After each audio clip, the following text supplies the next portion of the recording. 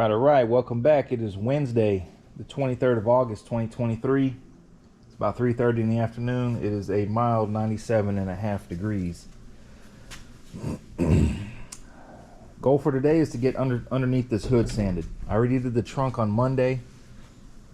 Wet, 400 and 600. Took me about 2 hours or so. It's ready to go. And then I flipped it over so it can dry. Same process for the hood today. I'm gonna bring you guys back once I get this thing flipped over. Wanted to show the dash real quick. I got it baking in the sun. Metallics laid out great. I don't really see any blotchy or any striping or anything like that. I like the DV1. It's nice and glossy. There's no dry spray at all. I mean, I don't even think this thing is gonna get buffed. I mean, I'm gonna denib, and there's really nothing on here. There's a little dust particle here and there. I'm gonna denib that, but I don't think I'm gonna buff the dash. Anyways, let me get this hood flipped over. I'm gonna explain to you guys what I'm gonna be doing.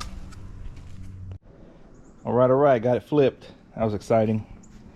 All I'm gonna do is hit this thing with 400. So on this hood, I have a hood insulation, under hood insulation, factory style. It covers the majority under this hood. It covers from these holes right here. It covers this whole section. All that's covered. So all you're gonna really see is this little bit right here, down the side, and across the front a little, you know, if you go looking for it. I was debating on painting this under the hood black, but I think I'm just gonna go ahead and green, just to get an idea of how the DV1's gonna act. A better idea. I mean, I have an idea with the dash, but with under the hood and trunk, you get a good idea of what's going on. So I'm painting this kind of basically in steps and pieces.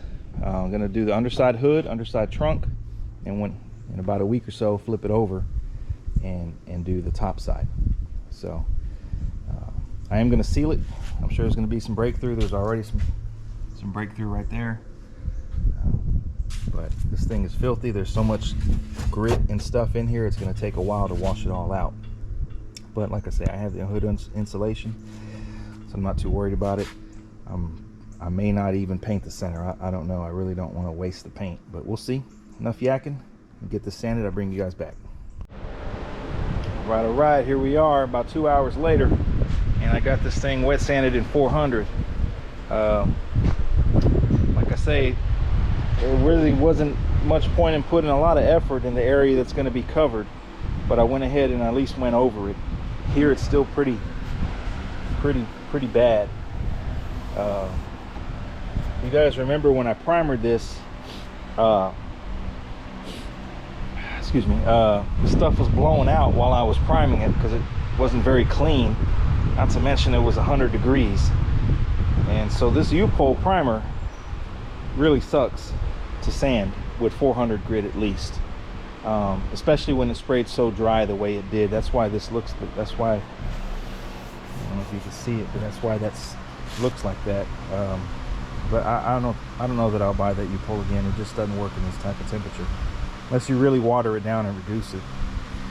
Anyways, I did get the sides pretty good. I got across the front, like I say, 400 grit wet. Didn't use any guide coat, just went straight sandpaper and water and soap. And I washed it out.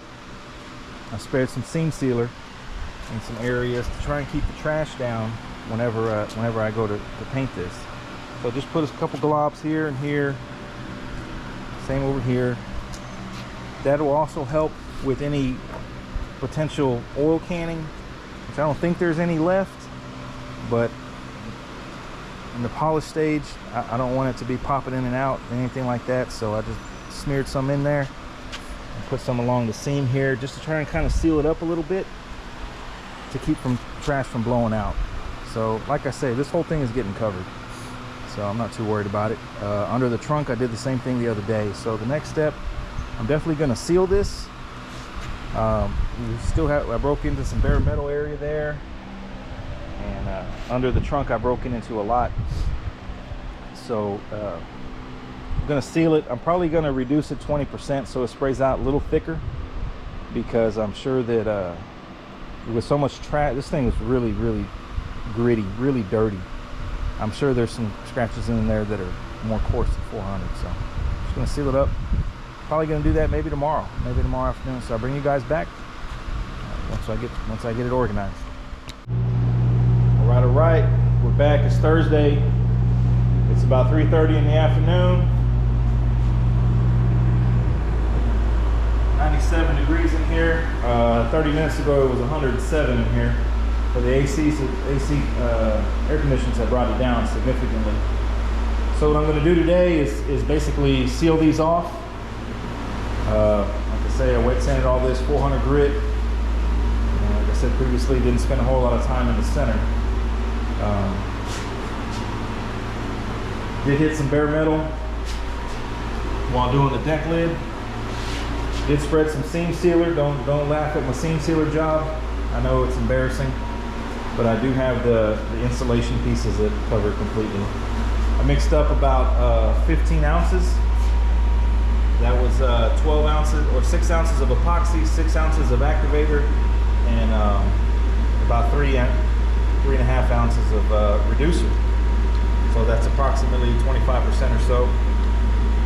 It's pretty good consistency. So I'm going to focus on sealing the trunk first completely, the perimeter of the hood, and then if I have any left, the center area. Really, there's no reason to seal the hood other than right here, and maybe right there if you want to be technical, but there's almost no need to seal that. Here we do have a couple little different things going on, so I am going to seal it. We have some 2K primer. We have some bare metal or paint. We have some bare metal there. And the rest is epoxy. So that being said, let me get hooked up here. I'm gonna spray with the Vivor, and I'm gonna have to dial it back because I don't want to go too heavy. So see you guys back once it's coated.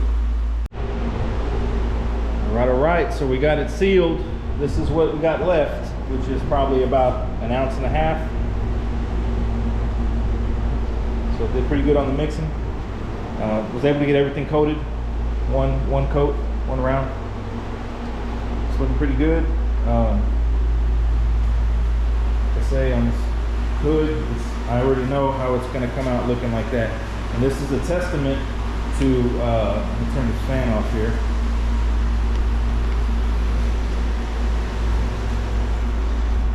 These examples right here are going to be a testament as to why you should use guide coat. I didn't use guide coat on the underside of these, and I'm sure there's spots that I missed. I'm sure of it, and that's why I went with like 20 to 25% reduction instead of 30 to 35% reduction on the epoxy sealer, hoping that it would help fill just a little bit, because I'm sure there's areas that I missed sanding, and that's going to show up in the metallic, definitely. So you know, I'm not treating this like I'm treating the outside of a car. When I go to do the outside of the car, I'm going to show you guys how heavy I go on the guide coat. You don't want to miss a single thing on the outside of the car. So no guide coat on this. It was just straight wet sanding by hand and feel what needed more and stuff like that. And you know, there's going to be some blends. I'm not worried about that. It's underside of the trunk and hood. You can't overthink it. You can't get too far off in it, because at that point you're going to drive yourself nuts chasing perfection on every single thing. Now, if we wanted to do that, we can do that, but that's not what this car is about. That's not what the channel's about. So anyways, enough yakking. It's been about 30 minutes. It's now 95. I'm going to start mixing base coat and get going in about another 20 minutes. And I'm probably just going to do 2 coats, maybe 3 where it counts, and go from there. So bring you guys back. All right, we're back. I put 2 coats of color on this stuff with the DV1, and man, I really love the DV1. It's really effortless to spray this metallic. So there's a little bit of blotchy right here, which is the area that I didn't sand too good because it's so rough, but all this gets covered up, as I've said before. Main areas look good. So it's been about an hour. AC been blowing in here. It's now 93, but it feels a lot cooler. It's like 105 outside right now, man. It's hot. It's hot. So I'm gonna be spraying some Euro, as I did on the dash. 4 to 1 to 1. I think I'm gonna mix it about 4 to 1 to 1.5 due to the temperature. Maybe 2, somewhere in between there. And honestly, we're going for 2 coats and call it good. You know, maybe 1. We'll see. But I'm gonna go ahead and mix up probably about 20 ounces and see what that gets me and go from there. So I'm gonna be using the 1.4 OPH 400. Probably spray that about, I'm gonna go a little bit lower on this stuff. I'm gonna go about 20 PSI and see how it acts. I usually spray between 30 and 35, but it puts a lot in the air, and I'm gonna go a little bit lower and see how it acts. It probably won't be much of a difference, but we'll see. We'll see. So I'll bring you guys back once I get 1 coat. All right, so here we are, 24 ounces of clear later. I mixed up 16 of clear, 4 of activator, 4 of reducer, 4 to 1 to 1. Actually, I think it might have been 26 because I went 1.5. Anyway, so this is basically 1 heavy coat. I went back to back coats, no flash time, just really hosed it on. I try to get a reaction out of it, but nothing happened. So it's done, looks good. So actually, man, on sanding this, I probably spent like 2 hours maybe wet sanding 400, and on the hood I probably spent about 1 hour. And the areas that count, that you actually will see, came out pretty good. So this is what it looks like if you don't sand very good before paint. You get blotch and you get mottle because the surface is not smooth. You can see the difference between this and that. I spent more time on that than I did on that. And like I said over and over, is because the whole thing's covered up, man. So it's kind of, the whole thing's a waste of time. But anyways, you can't really overthink it, man. You want to kind of put the paint and put the clear where it needs to be, and not so much where it don't need to be. You don't want to waste material. So this is 24 ounces, back-to-back coats. No flash time because it's 99 degrees in here when you turn these fans on. And man, screw that. So anyways, so I'm gonna let these things bake for a week. About to push them out here in a little bit once they cure up a little more. And we're moving forward. So hope you guys enjoyed this little process here. Bring you guys back once we get ready for paint.